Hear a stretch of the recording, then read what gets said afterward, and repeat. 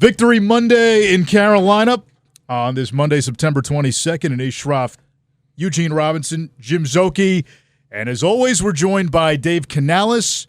Panthers defended their lair. First win of the season, dominating Atlanta. A lot of places to go. Let's start with the defense. They've taken a lot of slings and arrows over the last year plus. What did this win and the way they dictated to Atlanta, what did this mean what did the win mean in the locker room to the defense?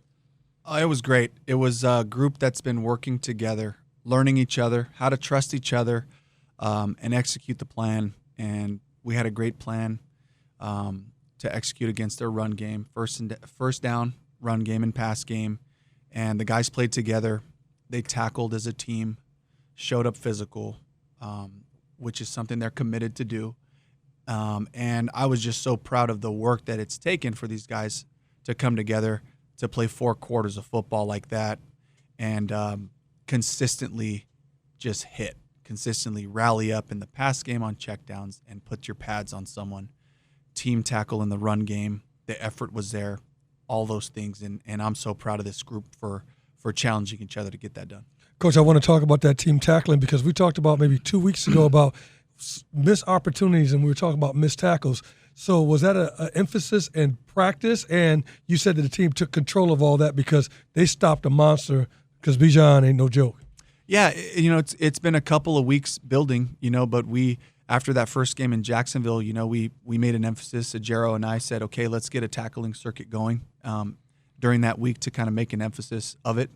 And the guys felt that, and I didn't poll the audience to kind of see what each individual response was to go and just right back to the basics. But to me as the head coach, I think you look at it, you take a truthful look at the areas that you need to improve, and then you just address it as a group so that nobody is exempt, coaches included.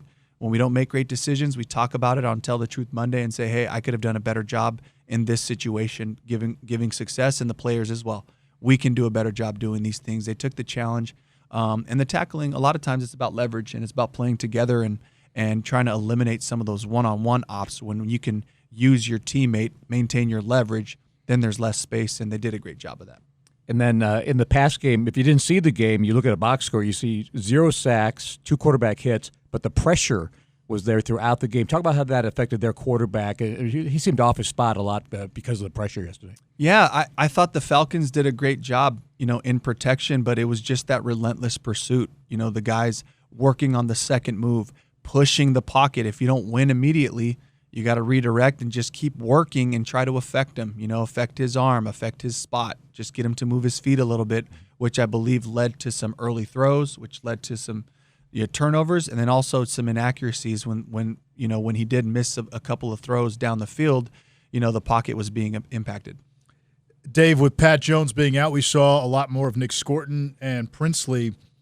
When you guys watched the film back, again, watching the game live, it seemed like they impacted the passer. They impacted the Atlanta offense quite a bit. What did the tape say? Yeah, tape said that, and what we're looking for is consistency, and I think that's something to challenge young players with is, can we get this down in and down out, but at the same time, these guys got to take their wins when they can get them. They'll learn from all these reps, and so I'm proud of the guys and the way they worked. Offensively, one change we noticed, under center, looking at the notes, 17% the first 2 weeks, 55% in week 3. What was the reason for that? Score. We're down 20-3 at the half for 2 weeks, but this is how we want to look. This is the balance that we talked about, when I picture and I envision our team playing at our best, we're playing good defense. We're taking care of the ball. We can be under center so we can be multiple. Yeah. We can throw the play action passes, and we can get into all the variety of our run game. And then we can also get into the gun, and we can run the ball in the gun, and we can throw it there too. We just want to be balanced. And I'm talking about first and second down. We had a couple of third down runs this week too, but on first and second down, we want to be able to have both the screen game, the run game, the pass game. And when you play a game like this, where we're taking care of the ball, special teams is owning the field position last week. It allows us to just play that balanced type of football that we want to. Coach, I'm going to jump back on the other side of the ball. The defense, Smith Wade, what I was impressed about the interception was he took care of business behind them first. and then he just knew that swing route was coming and just jumped that. That's what we talk about, the communications from that happens in the secondary. But when guys play their position, take care of their business, and then go make a play, what does that mean for you, Coach? Yeah, Eugene, you know better than anybody else. Do your job first. That usually puts you in good position, and that's where turnovers happen. Whether it's interceptions because you're in the right spot and your eyes are right. They made some great tackles in the flats as well. We had Trey Merrick, we had Shaw Smith-Wade, we had J.C. Horn coming up making a really physical play in the flats. But it starts off by doing your job first, and then of course the fumble opportunities come when you have those compression tackles, which is also about leverage. It's about being in the right spot. Someone's on the ball carrier, you're the second guy in, and you get to take a shot on the ball because you're in the right area. And we have to ask you about the Mike Jackson interception, which was a great interception. And I said to those guys before you came in, only in the NFL could you return a ball 57 yards and get laughed at. But it was like a comic relief moment in this game because you guys had the nice lead at that point. But kind of a fun moment, and just seeing the guys react to that play. Oh, it was amazing. I mean, it was an electric sideline. We were all running down there celebrating, trying to keep people off the white, because we actually got penalized after Shaw Smith-Wade's touchdown, which I'm not sure if they were throwing the flag on me or Darren Bates, but I know we were both illegally jumped out onto the grass, which you can't do. We got to be better at that. But that situation right there, I think Mike just kind of got caught in between. What's Nick going to do? Is he going to make him cut back or whatever, and kind of lost his feet? But he put us in great field position right there, and it was a huge play in the game. When you win a game and then you watch that back in the film room, can you describe what that moment is like when all the other guys are watching that together? Oh, man! Oh, yeah. They're all critical, and these guys, they'll find any opportunity to take a shot at each other. So, absolutely. Coach, let's talk about the locker room, too, because what did you guys get from the fans being here at the stadium? And then the locker room was electric after it. It said so much. What did it say to you from that locker room? We talked about starting fast, and I got to give some props to George Lee, who is my game management director, and he on Saturday morning before he gave his presentation where he kind of teaches about the rules, this is what's being called lately and some cool situations across the league. He just got up there and just let it loose and it was put on Gangnam Style. And this was totally, I did not put him up to it. This is his, but he put the shades on, and he was such a rock star. He was so electric. And then he went into his presentation, and I followed up and said, guys, George is not afraid of you. Like, we got to show up like this. Like, go be you. You went all K-pop. You did the prep. You're ready. Now go be a star. That's what you guys are called to do. But it was so cool. So to be able to celebrate that after the game as well, it was a cool moment for us. And then to be back in Bank of America Stadium, to see a fan base, our Panthers fan base, who's excited about this team and who has lived with us through the last couple of weeks where, we got lopsided scores at the half, and to see us come battling back. But I looked around, and it was just a ton of blue. And that was good to see for a division rival who's right down the road, who could have brought a big following. Man, it was Panthers fans, and we felt their energy. It was loud on third down in some critical parts of the game, which is an advantage for our defense and our pass rush. That's what we need. We need everybody that we can get to help us in our coverage unit,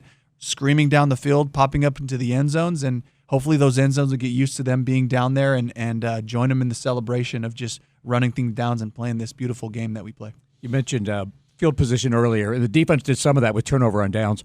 But a little bit more deeper dive on the kicks into that landing zone and just the job that Ryan Fitzgerald did with the 3 field goals, but also the whole special teams unit in terms of pinning them back at times and just the coverage and all that. Yeah, it was great. Tracy Smith, did a great job throughout the last couple of weeks of experimenting with different ways that we can attack this thing. And it really goes back to training camp and working on different styles of kicks, and it's an aggressive approach. There is risk involved if you don't get the ball in the landing zone, but Ryan has been getting better and better at these different kicks.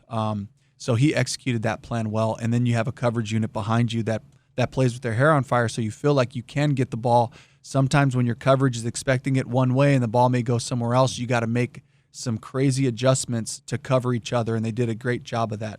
And then in the punt game as well, I thought Sam did a great job of getting the ball down there. We got to see a Caleb Evans again, but we got to see DeLavon Campbell, a rookie, make his first NFL tackle on a gunner rep where he looked electric on that play. So really exciting group. Yeah, Dave, stay with the kicks, because Tracy Smith has talked to me about it, whether it's a knuckle kick, whatever you want to call it. You got a few tricks in the bag, and you probably don't want to spill the state secrets, but we're starting to see teams have trouble handling the kickoffs. I'm sure they're going to try to copy you.